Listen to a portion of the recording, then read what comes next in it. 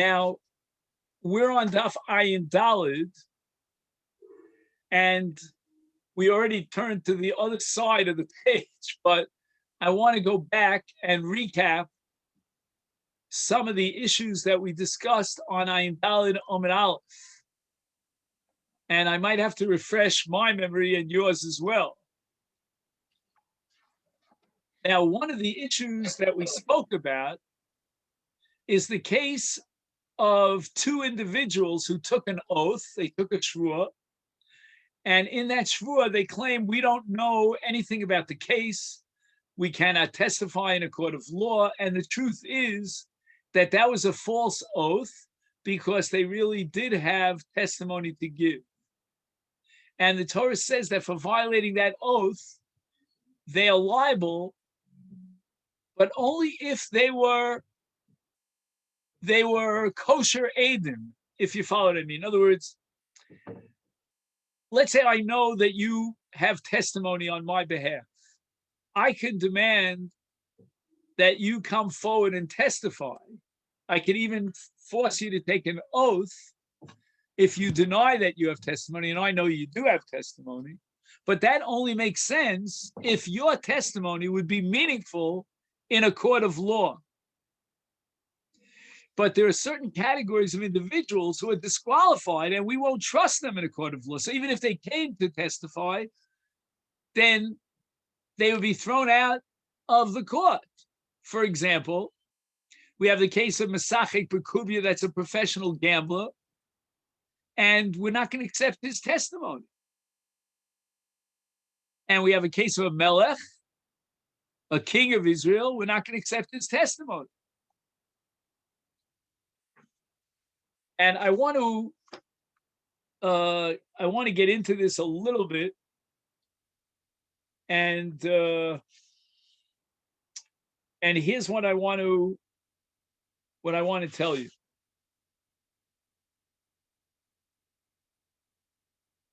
In the case of a king, of a melech,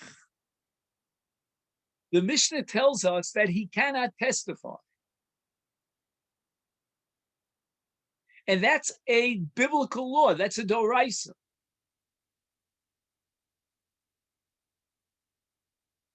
Why? Why is a king excluded from testimony? It would seem that it is part of his kingship, and it's, so to speak, below his dignity to call the king in to testify in front of the judges. However, the case of Masechet Yoma, of the gambler, that's totally different. In that case, he's disqualified not on a biblical level. Nowhere in the Torah does it say that a gambler is excluded and is disqualified. It's on a rabbinic level. It's what we call a drabanan.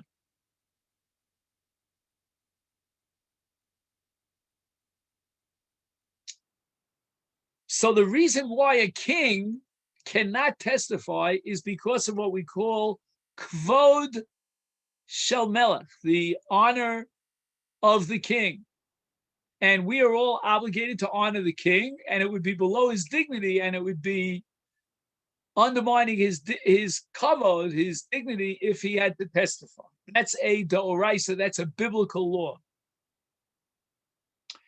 And the Torah says, Som tasim alecha melech, you should place upon you a king. And the Gemara says that, what does that mean, place upon you a king? His fear should be upon you. You should have an awe, also an ema, fear of the king. And when the king would appear, if he were to be qualified and appear in front of the court, then that's considered humiliating to the king. Again, it's only on the level of a king. However, there's a strange comment of the Rambam. In Hilchas Malachim, the Rambam writes that there are two types of kings. One comes from what we call the Davidic lineage, otherwise known in Hebrew as Malchus Beis David. So the descendants of the Davidic family are called Malchei Beis David. They have a special status in Jewish law. There's another category of kings, which are called Malchei Yisrael. They didn't come from David, from King David.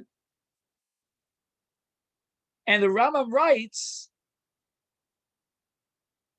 that the law that a king is excluded from testimony because it's considered below his dignity, that biblical law only applies to Malchei Beis David, to the descendants of the Davidic genealogy.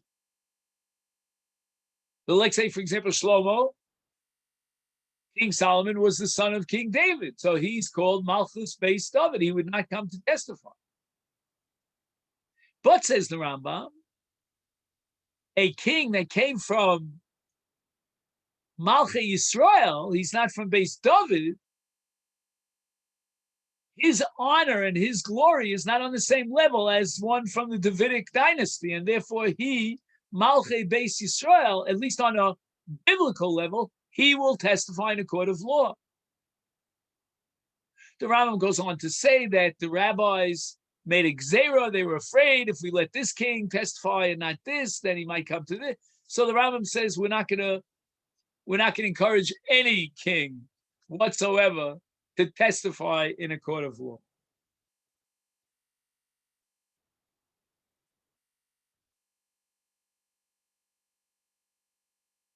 Now, what would be in the following scenario? I know that the king has testimony on my behalf. If he comes to testify, I might win the case against the defendant. I'm the plaintiff. So I come to demand that King so-and-so will testify on my behalf. And the king denies that he has testimony. So I put a shvuah, I put an oath on him.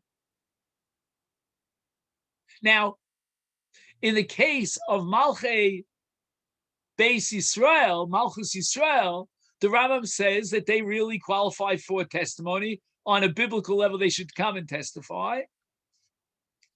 It's only on a rabbinic level that they're excluded from testimony.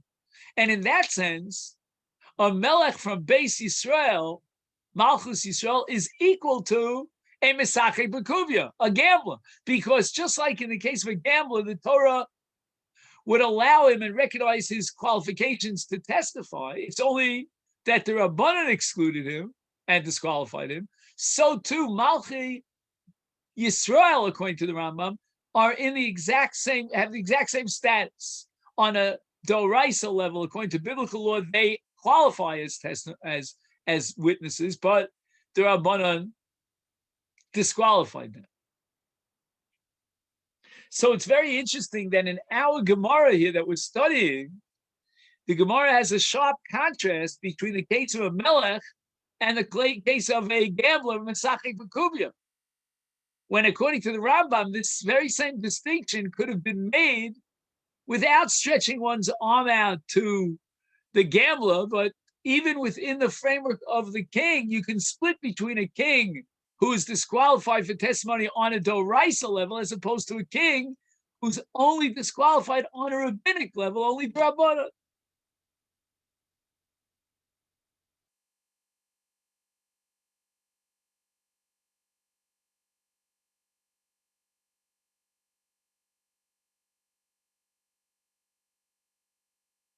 Now, I want to just add another point about the king and his relationship to testimony in a court of law.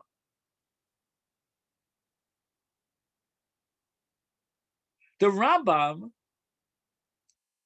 when he codifies the law of a king with regard to oaths, I'll read it to you in Hebrew and I'll translate. He says, Pasak HaRambam Behilchos Shvuos Perek Yud, Hoyu Eidov o Echad Mehem Posul, O Shoya Melech Echad Me Eidov, Shen Rashoy Lahod Turim Mishvuas HaEdus. So the Rambam says, if let's say you have, in Jewish law, how many witnesses are required as a minimum? 2. Correct. You have to have a minimum of 2 witnesses. If one of those 2 witnesses is a melech, he's the king, then you cannot impose an oath even on the other fellow, because the melech is disqualified and you're left with 1 witness. 1 witness is not sufficient. But the Rambam elsewhere in Hilchos Shvuos writes that a melech v'kohen gadol meviim korbanom al shvuos ha'edus.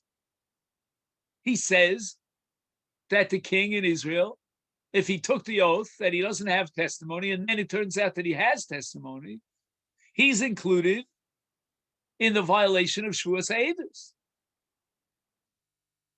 How could the Rambam contradict himself? So one of the great commentaries on the Rambam, called the Merkeves HaMishnah, a Sfaradi who lived many, many centuries ago, he writes that midoraisa melech yochel ahoyet, that the king is obligated to testify. But we can't force him to testimony because of his cover, because of his glory.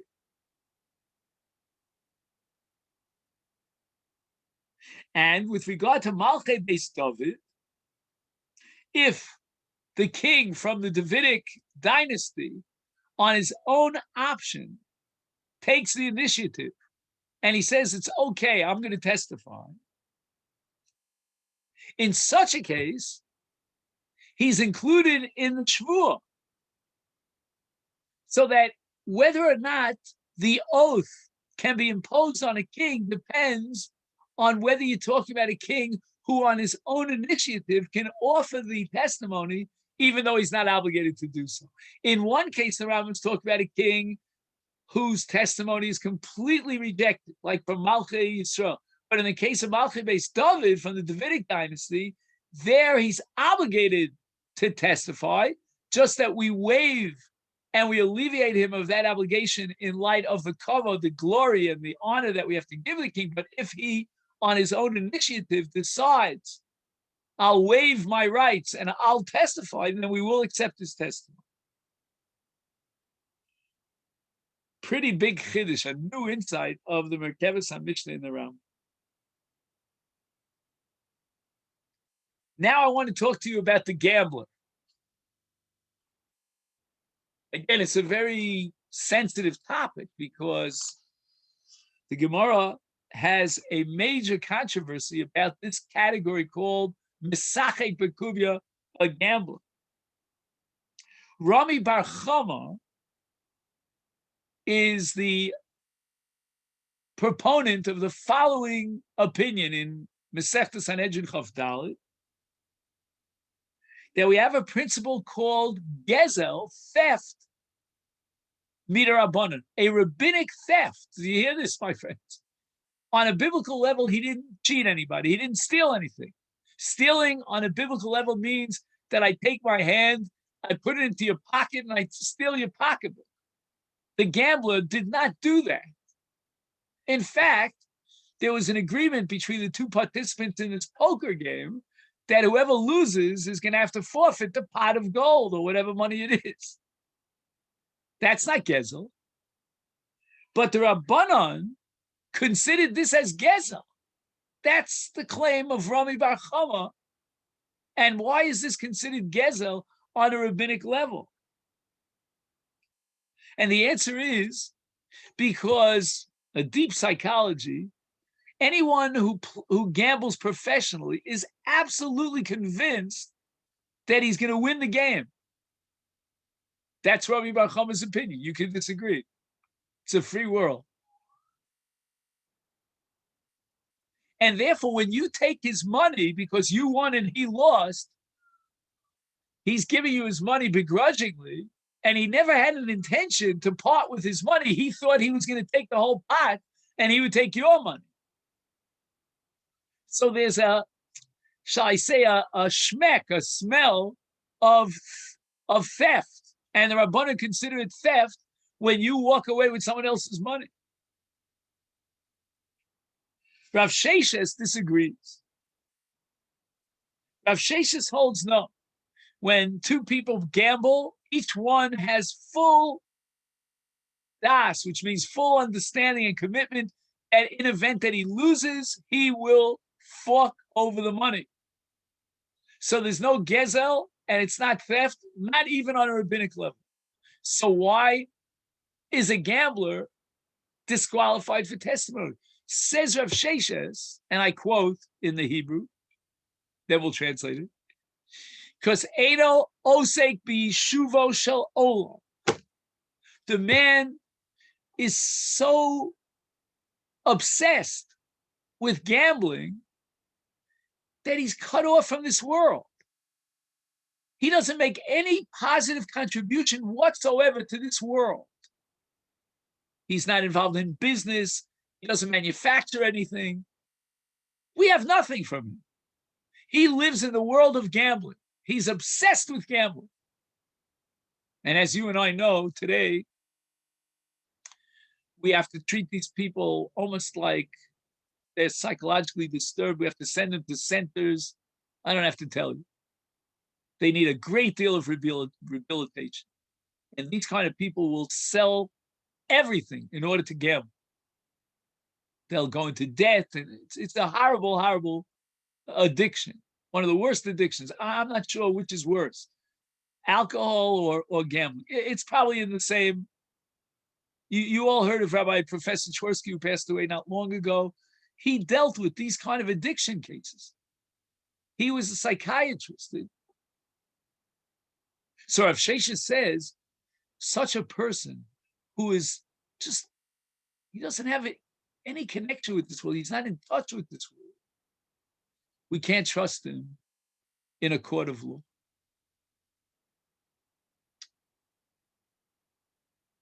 What is the difference between Rami Bar Chama and Rav Sheshes, Lemaisa, Tachlis, as we say?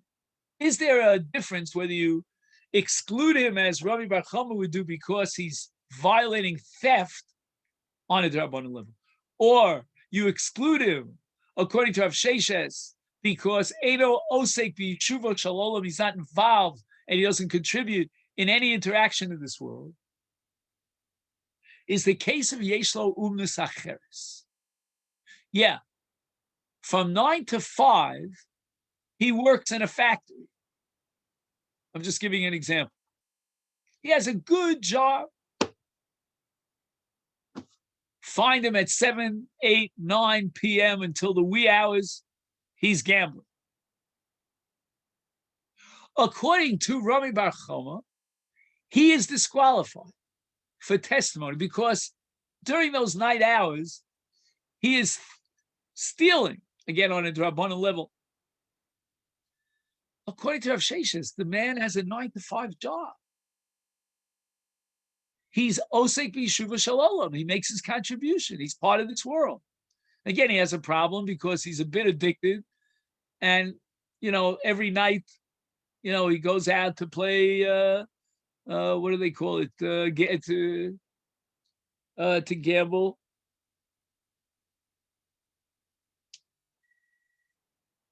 Poker, I guess, maybe would be a good word. I don't know.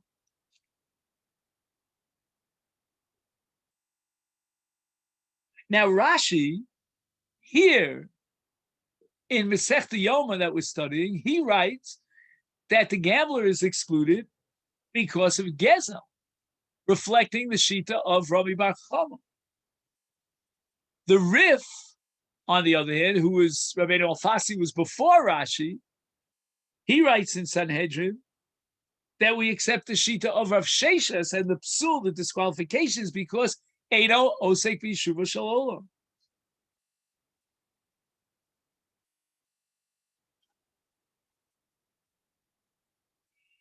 And then we get to the Rambam.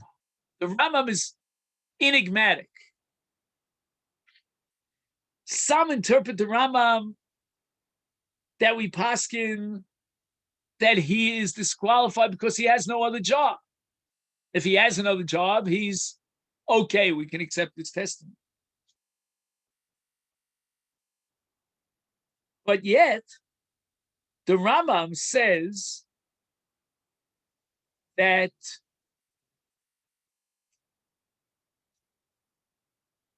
Hamasachik v'kuvya hareza gezel midivreim. I mean, that sounds like a Masechet Yoma would be disqualified even if he has another job, because the Rambam considers him a thief.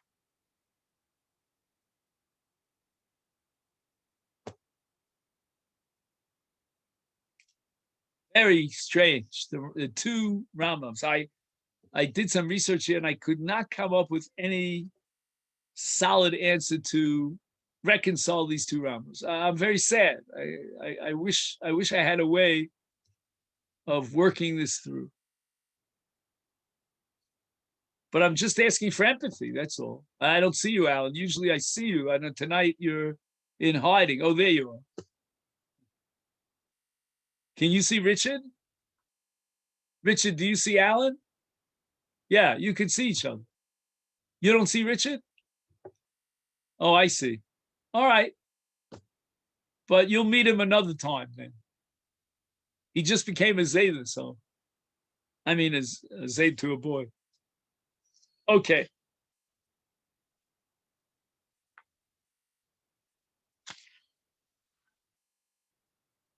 Now, my friends, I want to raise another question.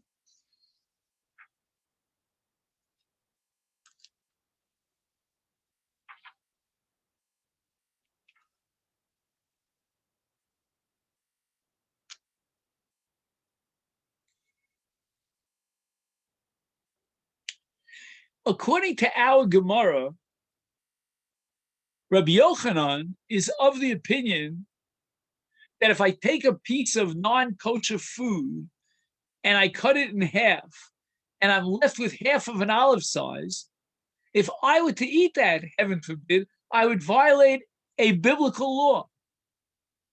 Because chatzi shir asur min haTorah. That's Rabbi Yochanan. Our Gemara says that if, according to Rabbi Yochanan, if you were to take an oath that you will not eat non-kosher food, nevelas, trefish, gotzim, ramosim, all those terrible things,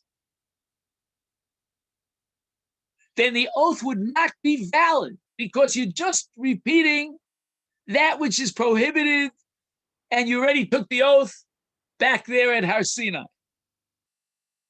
And one oath cannot be valid on top of another oath. However, our Gemara has another parallel sugya in Masechet Shvuos on Daf Mem Gimel, Chaf Gimel, sorry. And the Gemara comes to the conclusion that according to Rabbi Yochanan, in the case of Chatzi Shir, there's no mushba v'yomid mar Sinai. You didn't take the oath on a half a zayis at Sinai, and the shvu is valid. So we have now another question. I mean, tonight I'm full of questions. Another contradiction between two Gemaras. Our Gemara here assumes that according to Rabbi Yochanan, shvua would not be valid because chatzi shir asur min haTorah. You're not allowed to eat half the zayis. But yet the Gemara in a parallel sugya in Shvuos, Masechet Shvuos, comes to the conclusion that according to Rabbi Yochanan, the shvu is valid. And we don't apply the principle of chatzi shir asur min haTorah.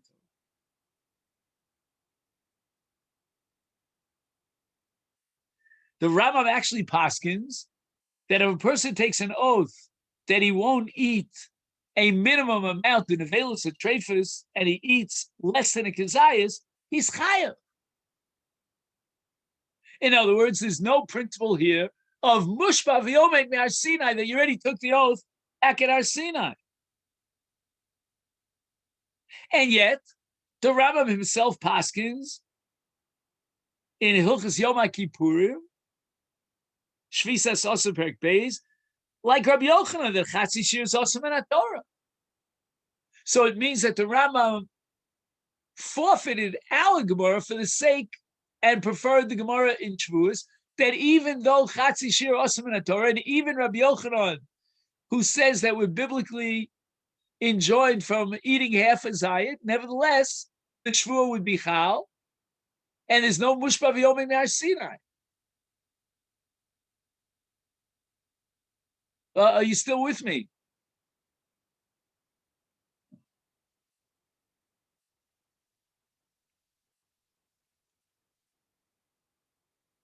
So one of the Rishonim, by the name of the Meiri, wants to explain why there's no Mushba V'Yomim Har Sinai. After all, if Rabbi Yochanan holds Chatzi Shir Osam in Torah, then the Torah prohibited it was back at Har Sinai.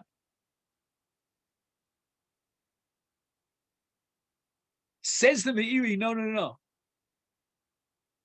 The Gemara in Shavuos has a whole different approach. The reason why Rabbi Yochanan prohibits Chatzi Shir is because if you start eating half a zayis of nevela, treifa, etc., then you might come to eat another half a zayis. And we're going to integrate the two half olive sizes into one full olive size. And that's what we call chazi litzkarufe in the Gemara's language, that we can integrate the two half a zaysiv. In other words, according to the understanding of the Meiri, Rabbi Yochanan never said that Chatzi Shir is nevela. What he meant to say is that you start with Chatzi Shir, give me just one drink, and at the end you drink the whole bottle, and you end with a full shir. You can eat the whole kazayas. So there's no mushpa v'yomim Har Sinai. You never took an oath at Har Sinai that you won't eat half a zayis. The reason why Rabbi Yochanan says you're prohibited is because, heaven forbid, you start with a half a zayis and then you end up eating the whole zayis. Amazing.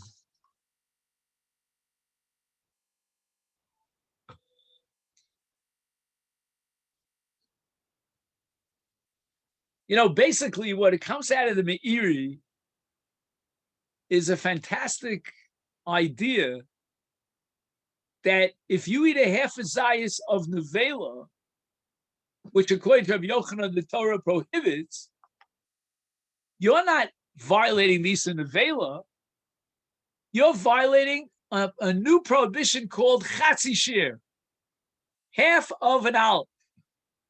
We're always afraid that you start with that and you might complete it and eat a full olive.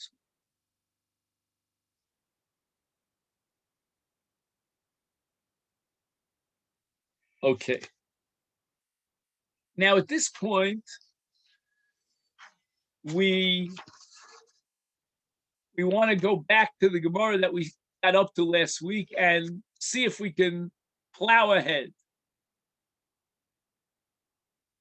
So I'd ask you now to look for Tanya Ida, which is on Ayin Daled Amud Beis,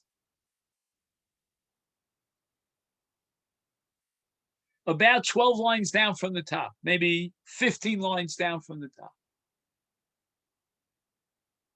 So I'm not sure that everyone has a Gemara. No.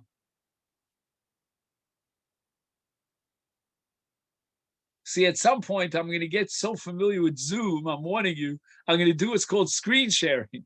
I'm going to be able to show it to you on the screen, but I'm not so sophisticated yet. I have aspirations, but... So what we're going to try to do, for the benefit of anyone who doesn't have the Gemara, is to try to read the Gemara very slowly, translating it as we go along. Again, if you have by chance a chumash, and especially a chumash with a commentary or a translation, that would be helpful.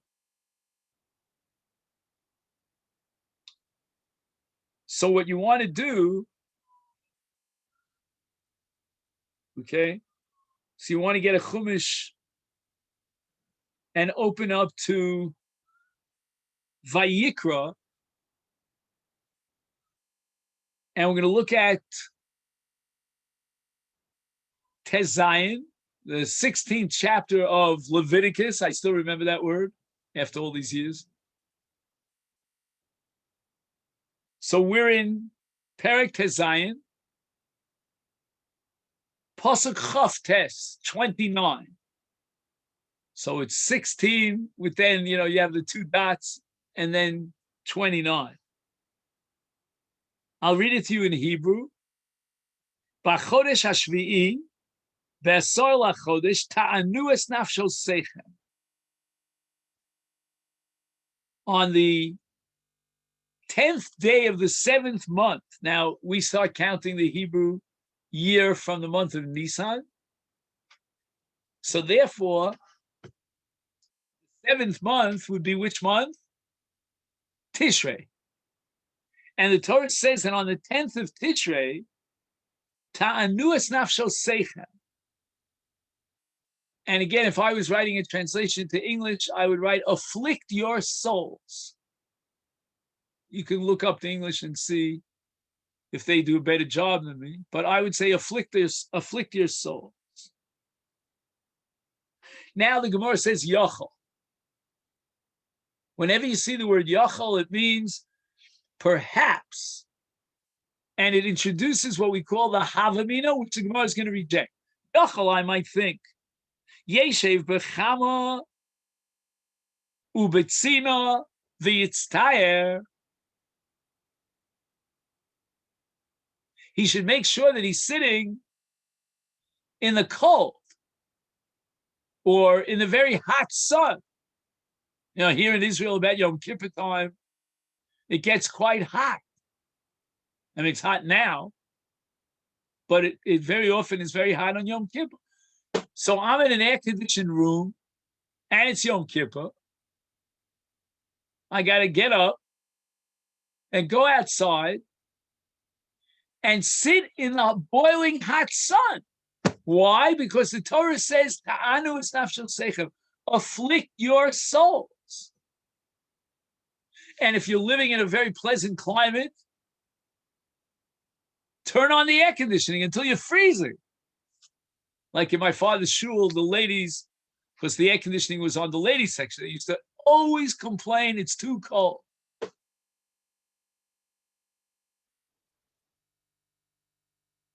Talmud Lomar, how do we know that this is incorrect? That the Torah never intended that I have to sit on pins on Yom Kippur until pardon the expression, my tush is bleeding. I mean, or I have to sit in the sun. Because it says, V'chol malacha lo tasu. In that very same verse, the Torah says you should not engage in any labor. What does one thing have to do with the other? But that's exactly what this Gemara is trying to figure out. Why does the Torah combine in one verse the inui, the affliction, with being enjoined and prohibited from doing malach? There must be something, some element in one of these two that reflects and teaches and illustrates on the other. And what is that? Ma malacha davar shechayavin aleh kares, it means. B'makom acher af inui nefesh shechayavim aleh b'makom acher.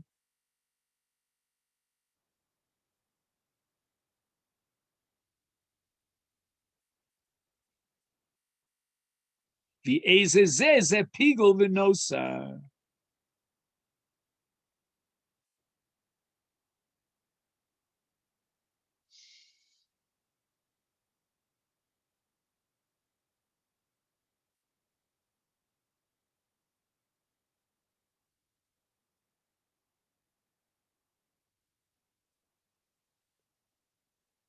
What's going on?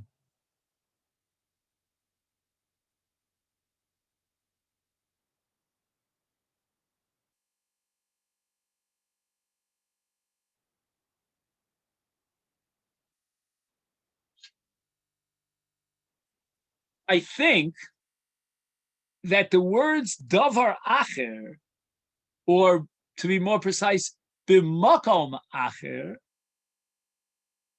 in the case of labor, refers to Shabbos. And what the Torah is telling us when it says you shall not engage in labor on Yom Kippur is that Yom Kippur is like Shabbos. And just like on Shabbos we don't engage in labor, so too on Yom Kippur we don't engage in labor. That's called makom acher. In other words, we're looking for some sort of a precedent where we find that prohibition on a very severe level, because if you do chas v'shalom labor on Shabbos, whoa, that's at least a chiv kares. I mean, you could also be chayv misa for that.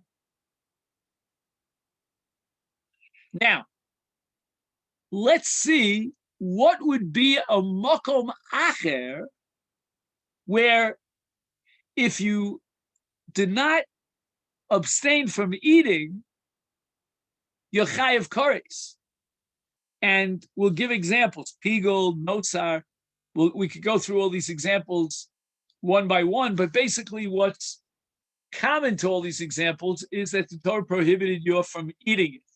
So therefore we assume that the affliction that is required and mandated here in Yom Kippur that generates, if violated, an Isur Kares, a very severe punishment, is equal to Makom Acher, to some other prohibition which generates, if you violated, a Kares, a very severe punishment.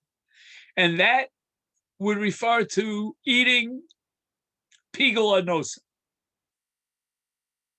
Now, these concepts called categories of Pigul and Nosa apply, as you know, to Kodshim, in the Mizbeach, in the Beis HaMikdash, and if you have in mind to do the service, the avoda, for another day, that's called Pigul. Or if, let's say, you leave the carbon past its allotment of time, that's called Notzar. And in both cases of Pigul and Notzar, the Torah says if you eat that meat of the carbon, that's Pigul or Notzar, you're chayiv kares. So when the Torah says v'nisem, and if you're not in a state of inui, quote unquote affliction, then you are violating a very severe Isur. It's referring to eating. Because where do we find a precedent for this violation of very severe Isur of eating? We find it in Pigul v'Notzar.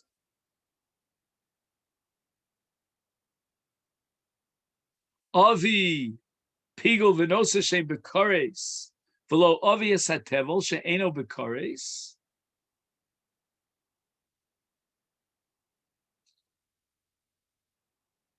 So maybe it means that if a person eats Pigul or Notzar on Yom Kippur, then he violates Inui, he violates the Isur of affliction. But if he eats Tevel, for example, which means grains, before you take off Truma, for which there's no Chiv Kares, that he's allowed to do on Yom Kippur. Talmud Lomar Ta'anu. It says Ta'anu if es nafshos seichem, you should afflict your souls. And then, just 2 verses later, if you have the Chumash open, in verse number 31, it says V'nisem es nafshos seichem. So the Torah reiterates a second time. Riba. Riba means it's coming to include even something that doesn't generate kares, like eating tevel. Avi tevel shu b'misa. Okay, tevel is not as severe as Pigul and Notzar. It's one we're creating like a totem pole, a hierarchy. We're going down one level. We started with Pigul and Nosar, then we went down to the level of Tevel. And Tevel is also a very severe violation, and that's called Chiyuv Misa B'dei Shamayim. But now let's go to the lower level. What about Nevela? The man eats Nevela on Yom Kippur. Wow. Not a very religious guy, I would say. He's eating treifa food on Yom Kippur. She'ena b'misa. It's on a lower level than Tevel. Tamid lomar ta'anu b'nisem es nafshel seichem riba. So the double language, the repetitive language, is coming to tell you that even Nevela is included in this violation of Inui on Yom Kippur. So the man on Yom Kippur eats Nosar, Pigul, Tevel, Nevela,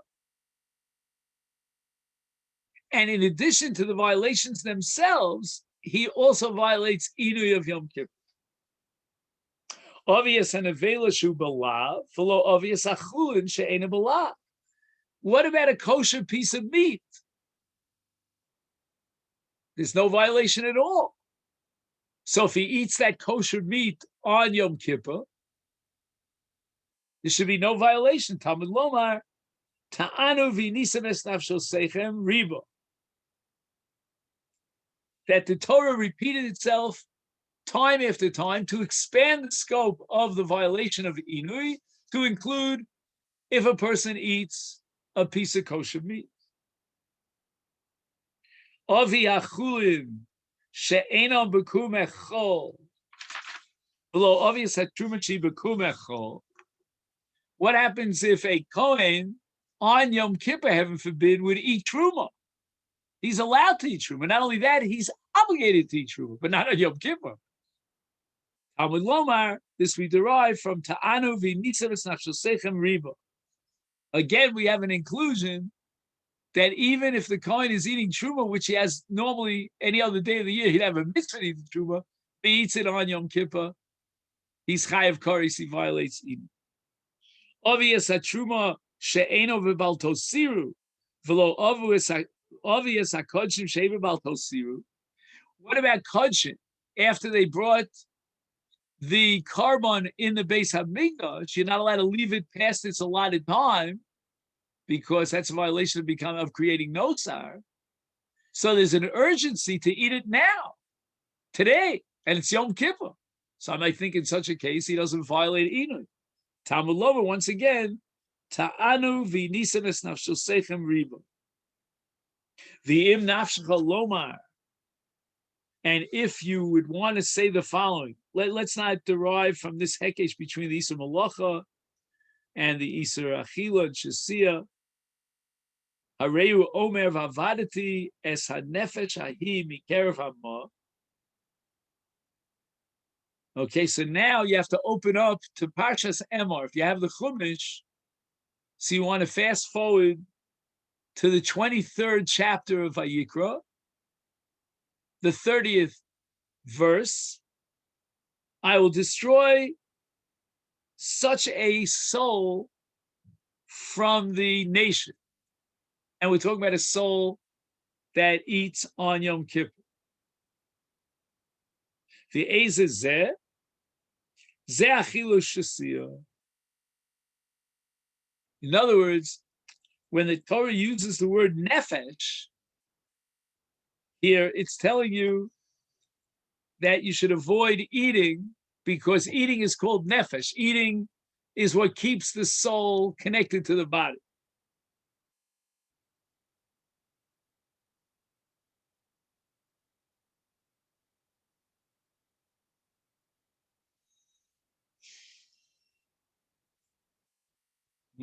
What does it mean? Quote, v'im nafshecha lomar,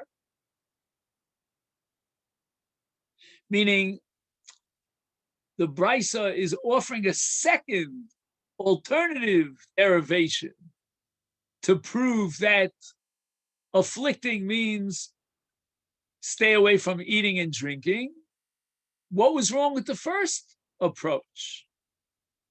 Was there a hole somewhere that you could find the following hole? Maybe when the pasuk says it means to avoid any sort of physical relationship, any sort of intimacy. And why would we choose intimacy? Because when the Torah prohibits illegal, forbidden relations, it's on the same level of violating Yom Kippur to chiv kares. So if a man, for example, would have a relationship, I'm just giving one of many examples, with his wife's sister, or with his mother-in-law. I don't know, you can come up with many, many different cases, then he's chayiv kares. He gets cut off from the people, just like in the case of Yom Kippur.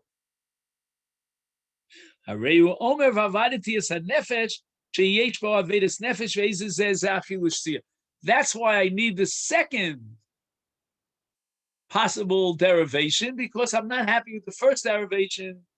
I might think that the Torah is only prohibiting a sexual relationship on Yom Kippur, but other than that, there's no prohibition. Rabbi Yishmael Tana, we have a brisa that comes from the school, the Beis Medrash of Rabbi Yishmael, and he has a different source, a different derivation to prove that Inui means stay away from eating and drinking. Nemar Khan here on Yom Kippur says Inui. The Nemar Lahalon. Now we're talking about Devarim, so you might want to open up to Deuteronomy, if I remember correctly, and that's the 8th chapter, the 3rd verse. And there you'll find the word Inui in a different form. It's a conjugated form. It says Vayancha, Vayarivecha, Vayachilcha es Hamon. And you were in a state of affliction during those harsh days in the wilderness, and you were hungry, and God brought down the manna from the heavens. So we have the concept of Inui both on Yom Kippur and on eating the man. Therefore, Mala Halon, just like the later passage in Dvarim with regard to Achilas Haman, is called Inui and Re'avon, right? It says Vayanecha, Vayarivecha, is Afkan. Here too, with regard to Yom Kippurim, the Torah meant Inui of Re'avon. The Inui, the affliction, is because you're hungry, because you're not eating. So the Gemara says, wait a minute. I have another pasuk in a different context, which uses that same word Inui. In Nalef, why don't we derive it mi imtanes benosai? So now we're turning back to Bereshis, Perek Lamed Aleph, pasuk Nun, and Lavan warns his son-in-law Yaakov not to inflict any sort of affliction on my daughters, meaning on Rachel and Leah, which means, now here, okay, so we didn't get to this Gemara yet, so we're going to have to accept this point that I'm about to make as a matter of blind faith. And what Lavan was accusing Yaakov of not fulfilling his, meaning Yaakov's obligation vis-a-vis Lavan's two daughters, of intimacy. In any event, we see that the word Inui is being used in the context of intimacy. So why don't we say that the Inui of Yom Kippurim only refers to intimacy, that on Yom Kippur we're not allowed to have sexual relations. And the Gemara answers, Donim inui derabim mi inui derabim, v'ein donim inui derabim mi inui deyochid. So we'd rather choose the case of Achilas Haman, where the Torah is addressing the entire nation of Israel, and use that as an analogy to Yom Kippur, where the prohibition addresses the entire nation, as opposed to Inui Diyochid, meaning when Yaakov is being accused by his father-in-law Lavan of Inui, vis-a-vis Rachel and Leah, that's Inui Diyochid, that's an individual matter. The Gemara asks, V'nelif mi Inui de Mitzrayim. We find the word affliction in Mitzrayim. Dichsiv, and here you may want to open up to Deuteronomy, to Devarim, Chafav, that's 26. And you're looking at verses Vav and Zayin 6 and 7. Vayareu son of Mitzrim, Vaynitzak el Hashem Elokeinu, Vayares Onyenu. Onyenu means Inu. And what does it mean that God saw our affliction in Egypt? I'm reading the Gemara says that we, in the Haggadah Shel Pesach, we darshan, we interpret Zo Prichas Derech Eretz, that because of the terrible suffering and the slavery and the backbreaking work and so forth and so on, there were no relations, there were no intimacies amongst the Jewish people. And that's called Vayaris Onyenu, that God saw how afflicted we are. And once again, if we apply that to Yom Kippur, then the word Inu means to desist from sexual intimacy. Ella says the Gemara, Donin Inu Bidei Shamayim, the Inu Bidei Shamayim, we prefer the man, which is a heavenly gift that comes down from Shamayim, and that's going to be a valid analogy to the Torah Min HaShamayim that prohibits us in Inui. The Ein Don in Inui Bidei Shamayim Inui Bibnei Adam. We're not going to derive and equate the Inui of Yom Kippur, which comes from Shamayim, with the Inui of the Mitzrim, which came from human beings that subjugated and afflicted the people of Israel in Mitzrayim.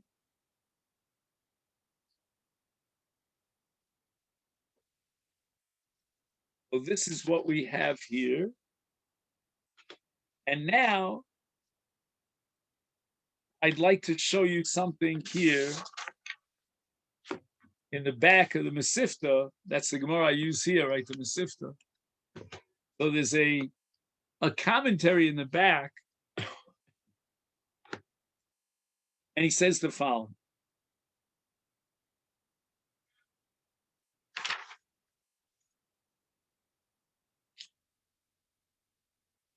Avi Pigel Vinosar Shehem Bekores. Iksha Mafarchim came into Pigel Vinosar Heim Bekores Mitzad Atzmon. Im Kein Lamainaf Gimina Shasurim Bachila Mishum Ini Biyom Kippurim. The Gemara, the Brisa raises a possibility that when the Torah says to afflict oneself on Yom Kippur, the violation would only apply if he eats Pigel and Nosar. So what do I need Yom Kippurim? I mean, if any day of the year, he's not allowed to eat Pigel and Nosar. So one answer to this is that now he violates two prohibitions, Yom Kippur and Pigel and Nosar, and we give 39 lashes for each violation.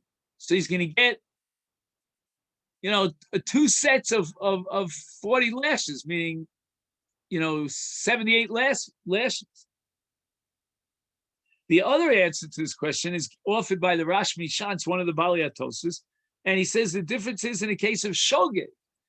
If inadvertently, not realizing that this was Pigel, and forgetting somehow that today was Yom Kippur, he got confused, he ate Pigel on Yom Kippur, he's going to have to bring 2 chatos, 2 atonements.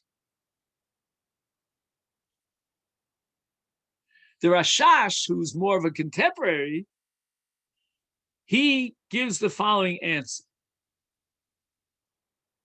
We have a Gemara earlier in this Masechta about the Ketores. You know, the Ketores was made up of 11 different herbs.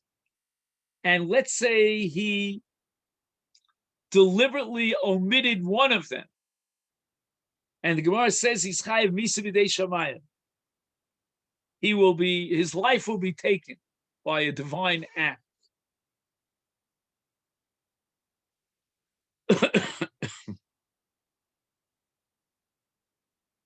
Now, we have another halacha that if you go into the Eichal, which is the sanctuary, for no good reason,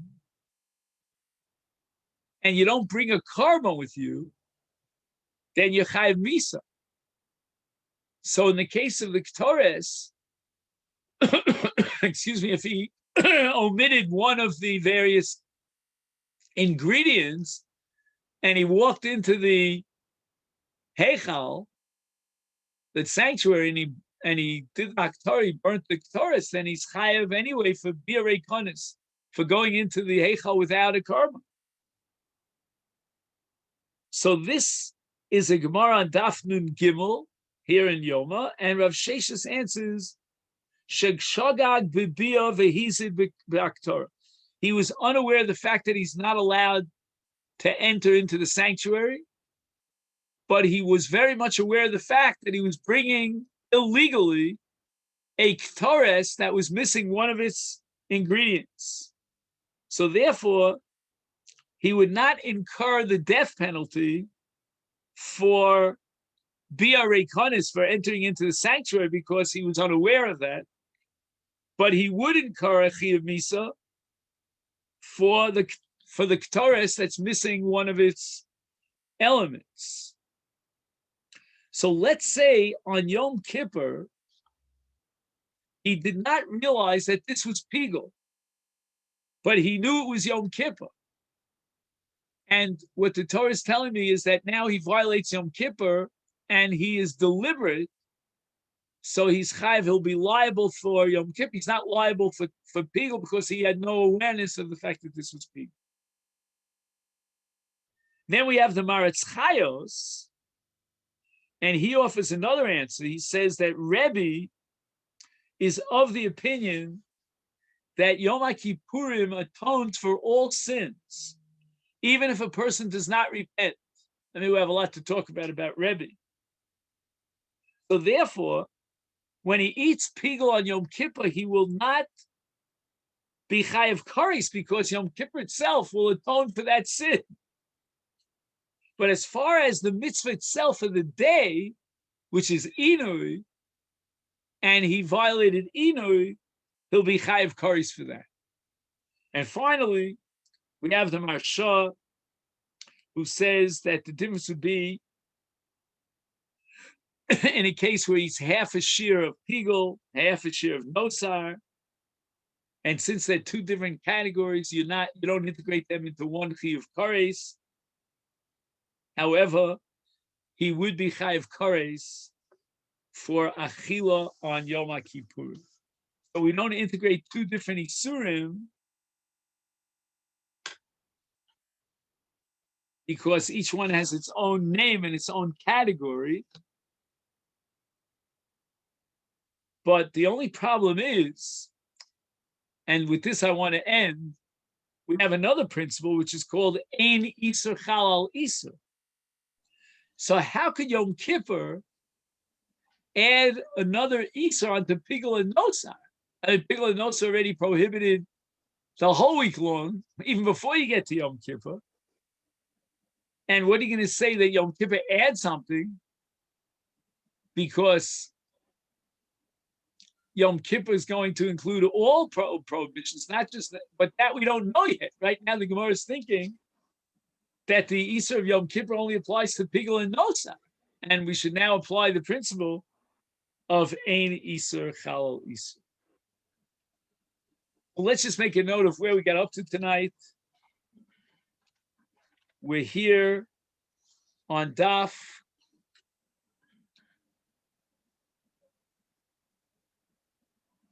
Ayin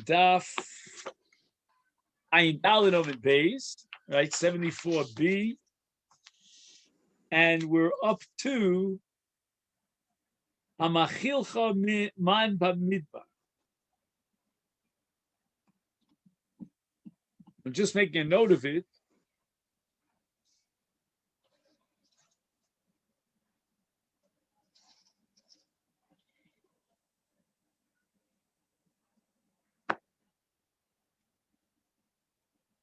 Okay then.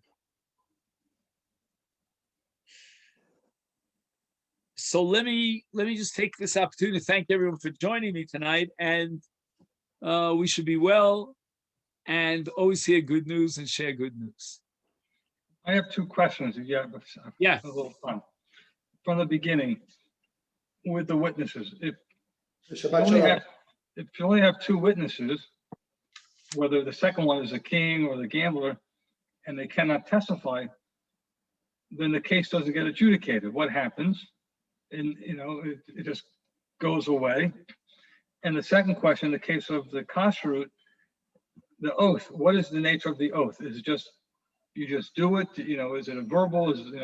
What constitutes an oath? Right. In that regard. So as far as your first question is concerned, Richard, the answer to that question is that if I sue you for damages, I'm called the plaintiff, you're the defendant. Unless I can deduce evidence, you're denying the claim, and I don't have witnesses to testify, then I lose the case by default. I just don't have evidence. As far as your second question is concerned, an oath in the case of testimony can be imposed upon you against your will. In other words, if I claim testimony on my behalf that could help me in my case, in my lawsuit, then I have the right to impose an oath upon you.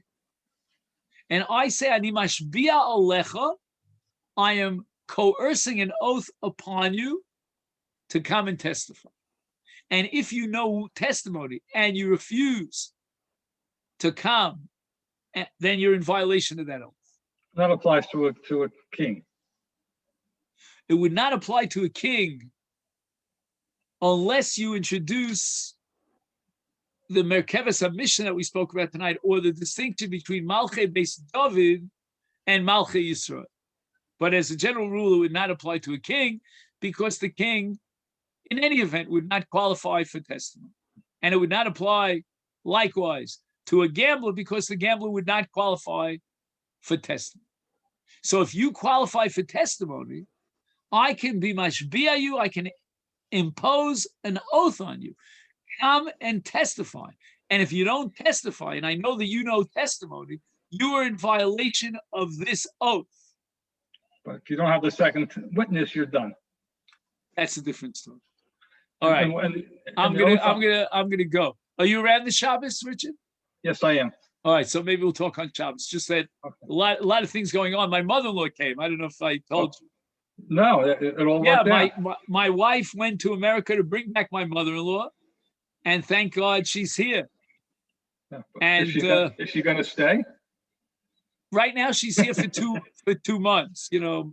We'll see beyond that. Well, your wife must have great persuasive arguments to go there and come back in such short order with her mother. So No. She's been preparing this for months and months. You can't imagine how complicated this is. Enormously complicated. Medical issues and insurance issues and documents and COVID tests and you name it. I mean, just to get into the Misrad HaPnim here, to open up a file, it can take. You need a lawyer for that. All right. That's what you need nefesh b'nefesh for. They can help you along the way. Well, that's when she's willing to make aliyah. Then we'll talk about nefesh b'nefesh. Right now, she's here on a trip. Well, all right. Good news. Thank you.